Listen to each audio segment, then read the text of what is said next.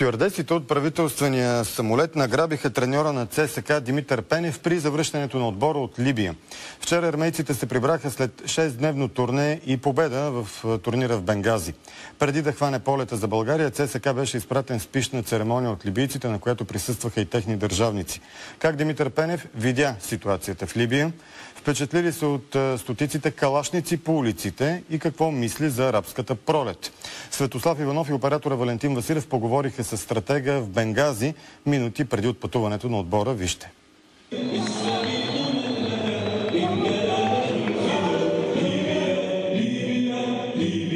Само преди една година тук избухна революция. Надали някой си е представил, че стария режим ще падне. Още по-малко, че български отбор ще дойде в този град.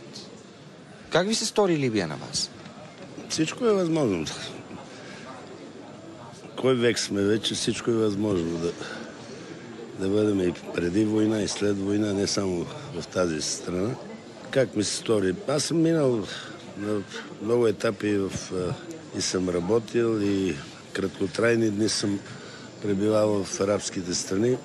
На мен винаги ми е било интересно, защото техните нрави са малко по-различни от нашите български, балкански. И ние имаме хубави традиции, нрави, но те също имат много добри традиции. Знаете, черното злато е при тях. Имат петрол. Тук имат петрол. Много. Петрол, газ, нафта, всичко.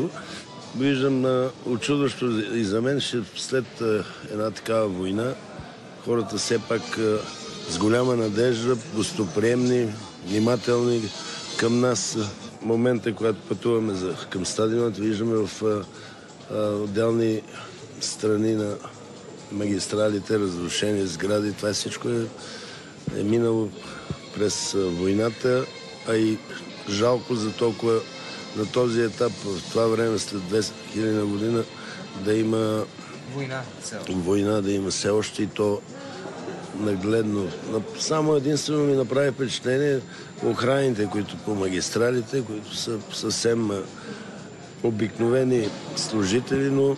Съвсем обикновени момчета, те са млади момчета. Но добре въоръжени, с съвременни автомати, картечни. Съвременни. Калашников, дето си е бил едно време. Тук го има на всеки ъгъл. С тази възможност може да са ги заредили с по-съвременни луксозни.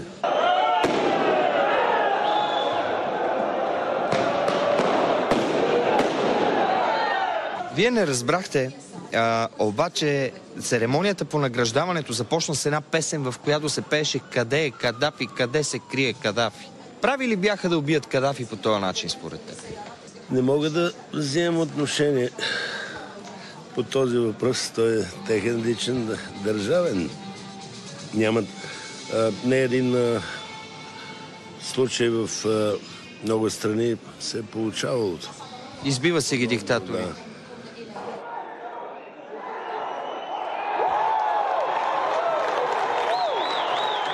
Харесахте ли си някой футболист? Между другото, те са участвали в революцията. Били са войници някои от тях, дето играха срещу цар. Това всичко го знаехме преди да пристигнем тук. Те участваха и в африканското първенство. И не е лошо, трите матча се представиха, знаете. 2-2. Биха Сенегал, да. Сенегал биха 1-0 и 1-0 загубиха. 2-1 загубиха и 2-2 направиха с Дрогба от неговата страна. След това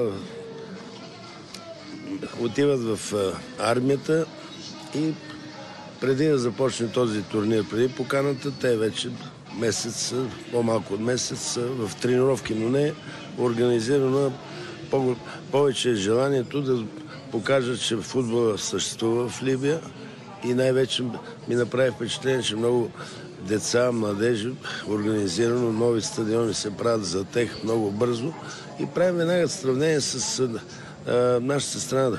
Дълги години традиции с добри юноши, добри деца. И ние сега имаме добри деца, добри юноши, но все пак изоставаме.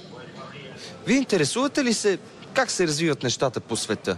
Следи ли Димитър Пенев новините? Гледа ли какво става с арабската пролет, например? Аз нямам слабостта на лаптопите, а гледам телевизия, която има интересни новини, както извън България, така и в България. И преди да взема вестниците, сутрин аз вече зная и имам информация почти от десетки страни.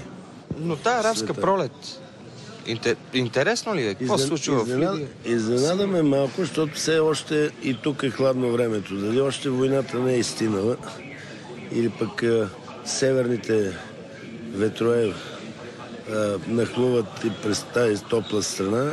Учудващо е февруари месец, края на февруари, да са температури на нулата, плюс 5, плюс 6. Това за първи път ми се е случило. Ако ви поканят в някоя друга държава преживяла революция или някакви събития, бихте ли отишли да играете?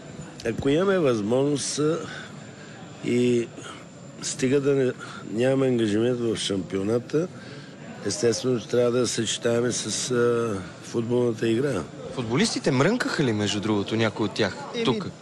И по мое време винаги е имало някой да се обажда, някой да мрънка, както вие казвате.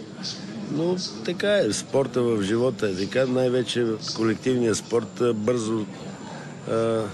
бързо се приема и бързо настава тишина, защото един не може да решава. Благодаря за това интервю, господин Пенев.